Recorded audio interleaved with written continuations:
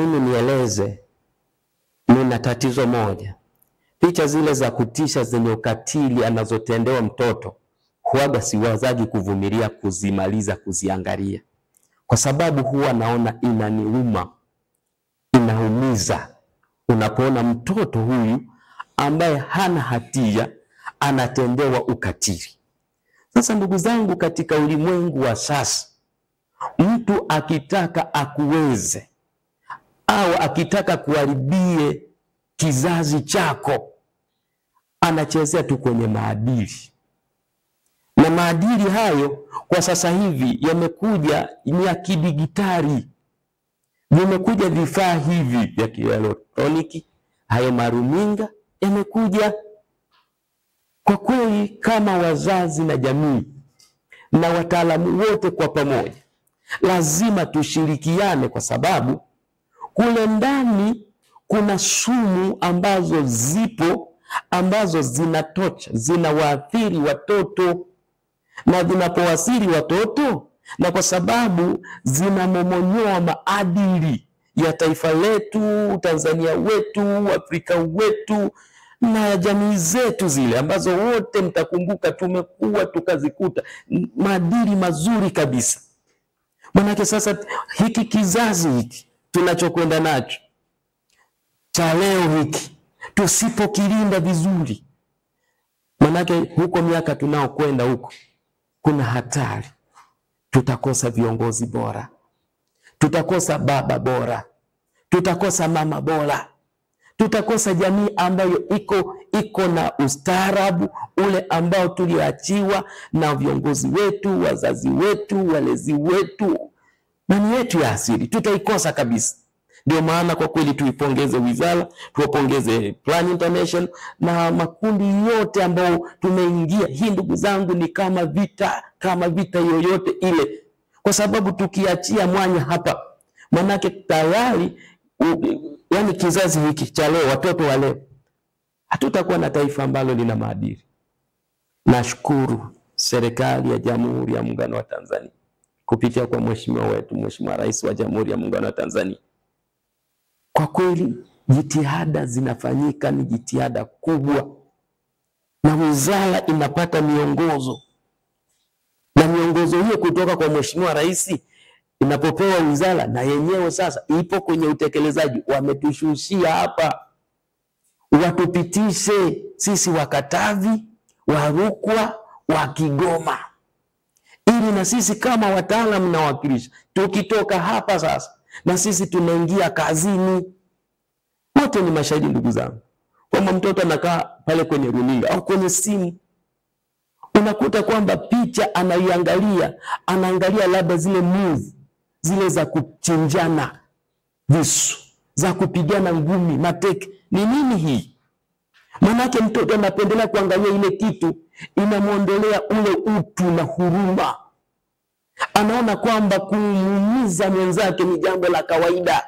Fikiria huyu ni mtoto anayekuwa, ni nini kinachopandwa kwa huyu mtoto?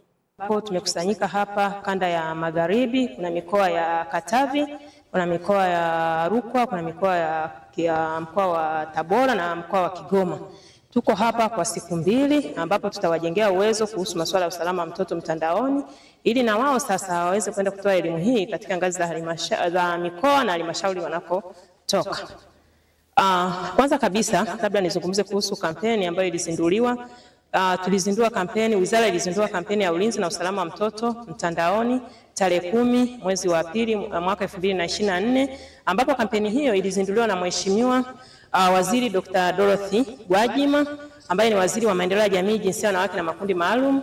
Na lengo kabisa la kampeni hii ni kuweza kuelimisha watoto, kuelimisha wazazi, walezi, walimu na jamii kwa ujumla kuhusu usalama wa mtoto mtandaoni na namna ya kumlinda mtoto hasa anapoingia kwenye mitandao.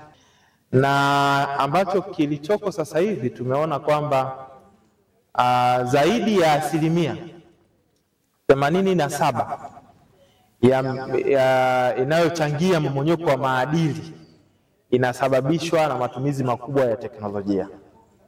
Na hii ndio sababu Umoja wa Mataifa kupitia kitengo chake cha ITU wakaona kuna haja watu katika mataifa yote duniani kuwekeza ama kufanya mkakati mahususi wa kuwalinda watoto dhidi ya hizi changamoto za kimtandao. Sote tunakubaliana kimsingi, mtoto anashangilia zaidi pale anapocheza na simu. Wakuta mzazi mtoto wake analia, hawezi kukula chakula, akipewa simu ananyamaza. Watoto wakiingia kwenye simu wanatumia simu kuliko hata watu wazima wanavyozitumia.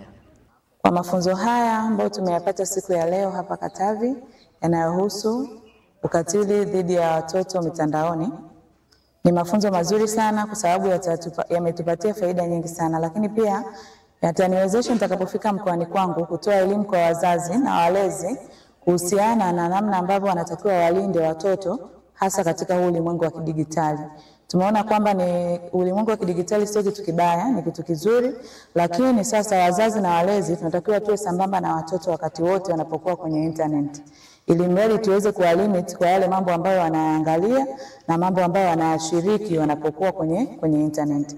Kwa sababu unaweza kukuta mtoto anaangalia movie ambazo zina mahusiano ya kingono, au wakati mwingine zina mahusiano ya kumfanyia ukatili wa kisaikolojia, labda hizi action movies ambazo zinahusianisha masuala ya mapigano ya silaha kama vile za moto au silaha nyingine za jadi. Na kupitia mafunzo haya tunahakikisha kwamba ulinzi na usalama wa mtoto hasa mitandaoni ambao unakuwa kwa kasi sana unakamilika. Na sisi kama wadau tunashirikiana na serikali kuhakikisha kwamba mafunzo haya yanafika mpaka kwenye ngazi zote za mkoa kwa wadau wote na wataalamu wote wa ustawi wa jamii, ustawi wa maendeleo ya jamii, na pia kwa dawati la jinsia, kwa sababu tunaamini tukilinda watoto ni taifa la baadaye.